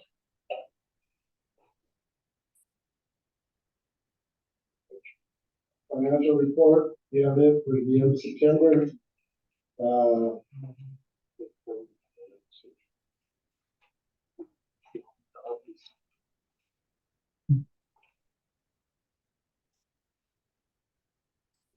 Of course, it's still showing up to 768,000 in the hole, but that was also with, out of that 1.2 in water, that is with, project with, ARPA. so we're actually in the green. Yes, If you, yes.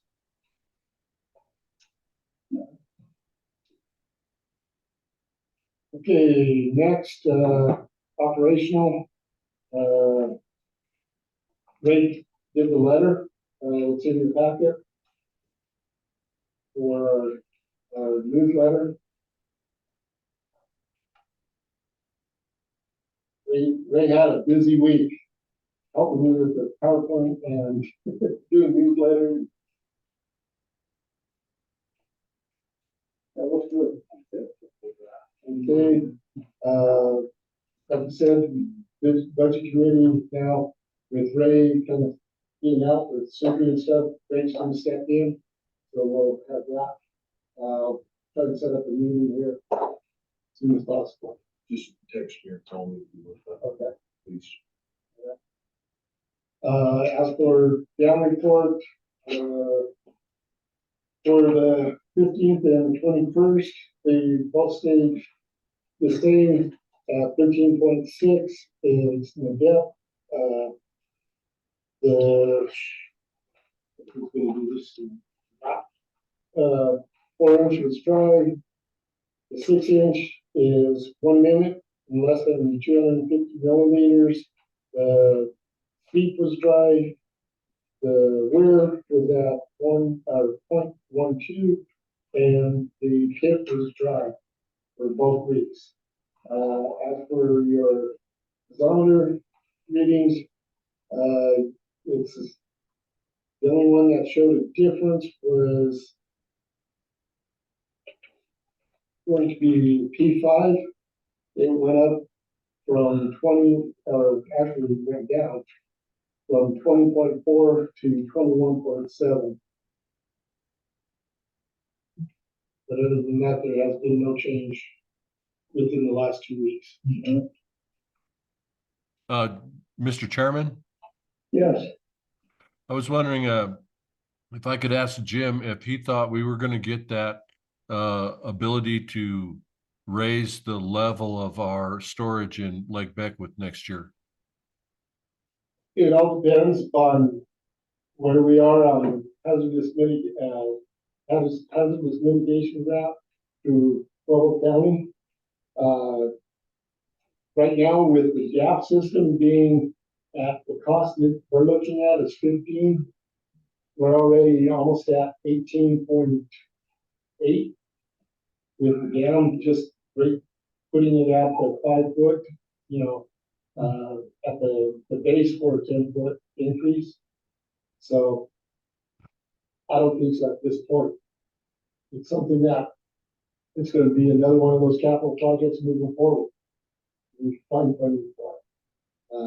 While it's under compliance, they're willing to do anything to make it compliant.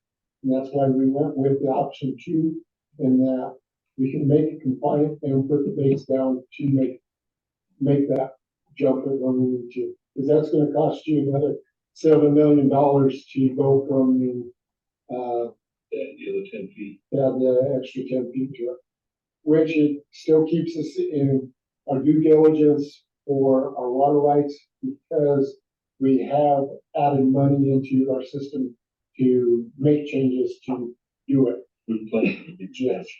Yeah. That answer your question, Mike? Well, I was just wondering, we have restrictions on storage. We had a restriction on storage this last spring and summer.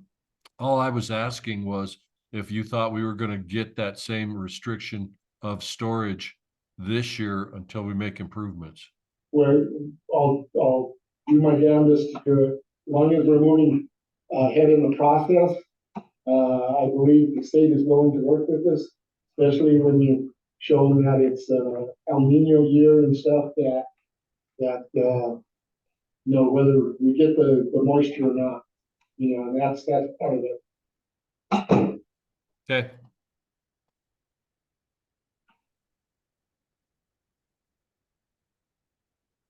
anything else, Phil? No, that's it for reports. Ray did the nuclear budget committee, we got that set up. Nothing from attorney? No. Yeah, we did, I take that back. We did get our letter from the state okaying our delay of payment, and also a payment plan for the fine. So it will be starting in March, and it will be $1,100, I think it was, in that range, for our monthly payment on our fine over 12 months. The other thing with it, the program, the SPE program, where we can use it for our fine towards a project that would be an environmental project. They want the fine paid up front, and you have to pay 1.5 times the fine to put it into our project. So I don't think as the board we want to end up paying $20,000 to a project that would be for wetlands or something like that, that would not be beneficial to the community. Agreed. Okay. Anything else? Can we move to agenda items? Yes, you may. Which way, first on the agenda was, property buy sell counter offer. Like I said, counter offer was for 15,000 for both. Do we need a motion on the table before I ask questions? Yes. Yes. Okay, so I'll make a motion at this time that we accept the property offer of $7,500 per lot. I'll second that. Now we can discuss. Go ahead. Okay, so a couple things. First of all, I know this ain't the 10,000 that we suggested per lot, but how long have these lots been on the Colorado City books? 2005, I think you said?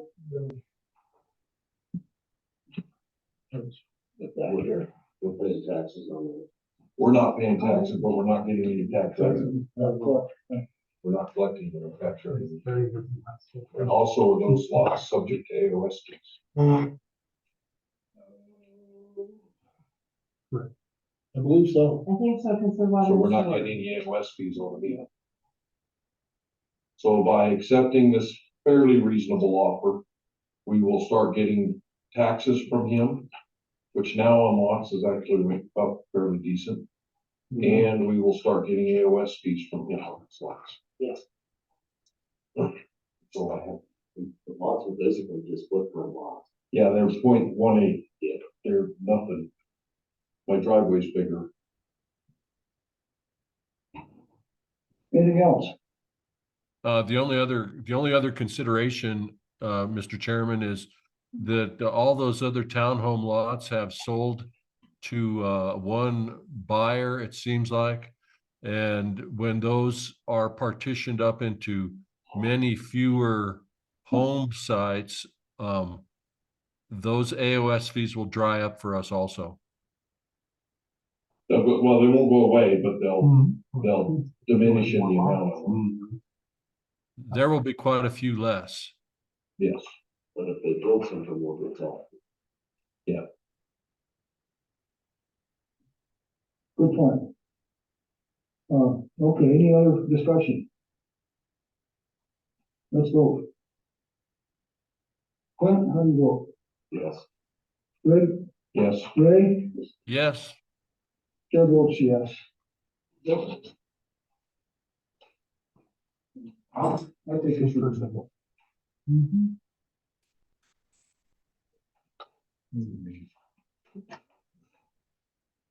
Except for $15,000 off of the boat. Okay, So can we break this up?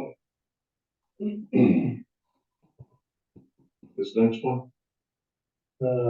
rate increase for water, sewer, and capital. Because I'm ready to do the campground. But the water and sewer, I would like to wait That's fine. Okay, until next week. okay. Would that be all right with the chairman? I think we need to do that. Do tap fees as well. Everything but the rate and fees. As the tap fees are gonna be part of budget issues, I would suggest that we do the tap fees with the rate increase. So I made a motion at this time to accept the campground rate increases as presented to us. Or do you want to go across the board as $5 on each, on non-electrical sites, 30 amp sites and 50 amp sites, $5. The uniform increase. Uniform increase of $5. So I make a motion at this time that we do a uniform increase on the campground fees of $5. Second. Moved and seconded. Any input, any questions, Ray? No. Thank you. Other board, questions, input? Let's vote. Ray, how do you vote? Yes. Clint? Yes. Chair votes yes. Ray? Yep.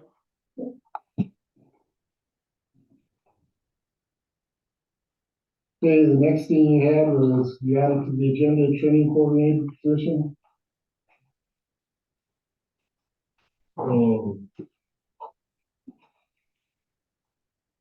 I'm sorry, what? Training coordinator. Oh, that's what we have. Okay, So I make a motion, at this time that we, make the training coordinator position and fill it with, Terry Kraus at the proposed,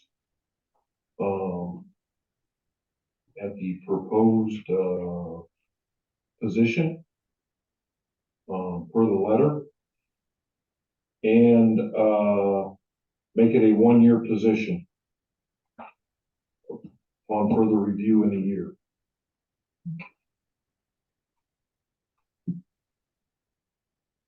I think Terry wanted it advertised, did you? I just suggested that. That's up to the board. Can I make a comment? go ahead. So I just went over this with Jim. Based on the Equal Pay Act, and we talked to an attorney, we have to advertise for all positions, including seasonal positions, which we should have been doing since that law passed. So we are required by state law to post for any new positions.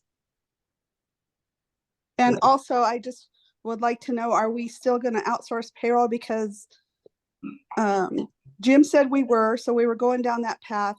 And That's already been approved. I'm sorry? That's already been approved. I don't even know why we're talking about this. That payroll. Well, we're talking about it. Payroll was approved. We're talking about it because it hasn't been executed. So we're still talking about it. I'm still training and I haven't got any relief. So that's why we're still talking about it. This, So the board approved that like 9 months ago, maybe longer. Yeah. It's been approved. Do Yeah, it. but it's not executed. let's stay with this issue we're dealing with, training coordinator. I don't think that this would have to be advertised because it would be a subcontractor for this. And what is this going to cover? Is it, because my department, we're good. If we outsource payroll, we're good.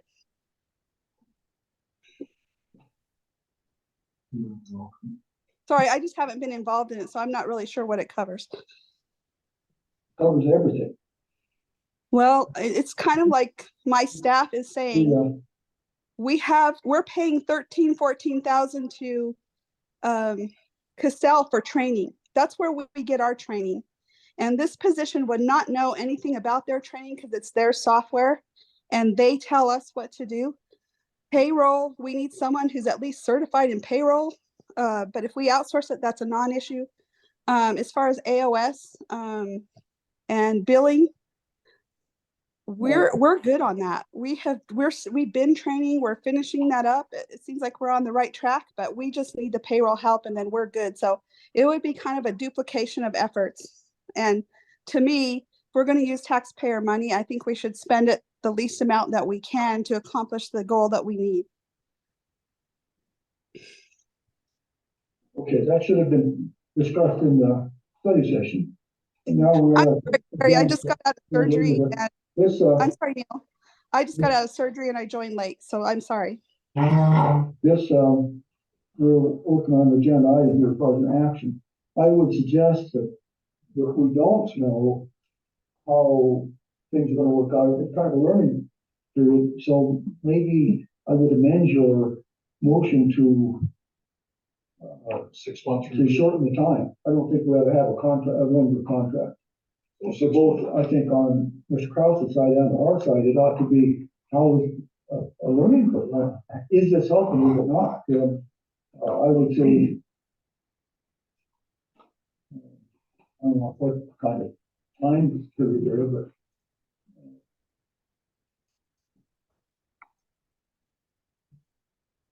it takes a little bit of time to get set up and get going. And that's what I understand that will, I don't know that we have to put a time on it. You know, I'd be kind of open-ended. But we don't want to get it lost in the shuffle work though. The reason why I was putting a time on it is because it forces us to come back and review it. I wasn't necessarily putting a time limit on the contract. I was putting a time that we have to review it. Okay, that would be fine. So we could have an annual review, but have an open-ended. But maybe we do instead of an annual review, a semi. an open-ended, contract period.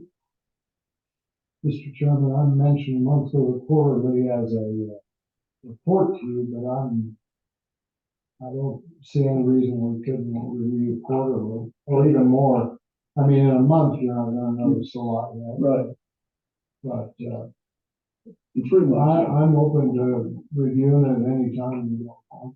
So maybe, so what I would do is I would amend your motion to quarterly review. I'm good with that.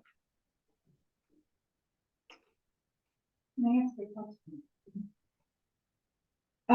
If you aren't hiring a person because, you know, you need and you're using what you call a subcontract, you have to get 3 bids from different subcontractors before you pick one?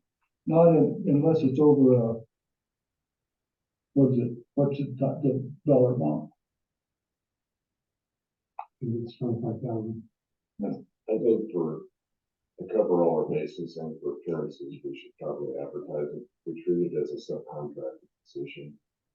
We should probably get bids if you're gonna treat it that way, but in my opinion, we should advertise the position. I got no problem advertising it. I don't think you're gonna get anybody to volunteer for it or to do it, but, you know, just to put it out there, put it out. I'm fine with it. So we have a motion on the floor. So I'll drop the motion. We rescind the motion. Yeah, I'll rescind it I will rescind the amendment. and, On table. and we'll, well, all we gotta do is make a motion to instruct the manager to put the position out for bid. Contract. Yep. With the criteria given. With the criteria as follows.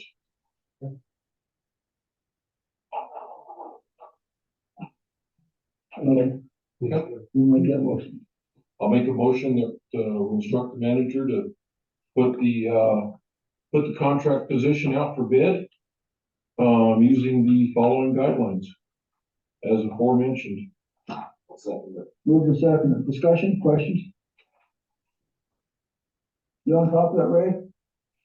Yeah, I got that. I don't have any discussion. All right, let's vote. Clint? Yes. Chair votes yes. Greg? Yes. And Ray? Yes, Okay. All right, let's, CCAAC stuff. Yes. Yeah, like I said, covered patio and 2 new homes that were approved. I'll make a motion that we approve, lump all 3 of these together and approve 4564 West Colorado Boulevard, covered patio, 5984 Waco Mish Road House, 3187 Stanley Avenue House. I'll second it. moving second. Questions? Let's vote. Ray, how do you vote? yep, Clint? Yes. Greg? Yes. Chair votes yes. Okay, there is no action items at this time. Old business, like I said, your resolution, I haven't had time to work on it, but not done some everything else. Payment plan, I mentioned now that, it was accepted by CBPHE. New business grant application completed for CWCD, with the help from Misty for the $25,000, grant writing, services. So the application's complete. We don't know what we're after yet. No, yeah, there is concern with. Okay. We had problems getting into the portal. We finally were able to get them they restarted our whole application and Misty was able to transfer information over into it. And then I went in and finished it all up with, the information that we needed from me. This is Missy Spring. Yes, she helped. Is she interested in doing more grant writing?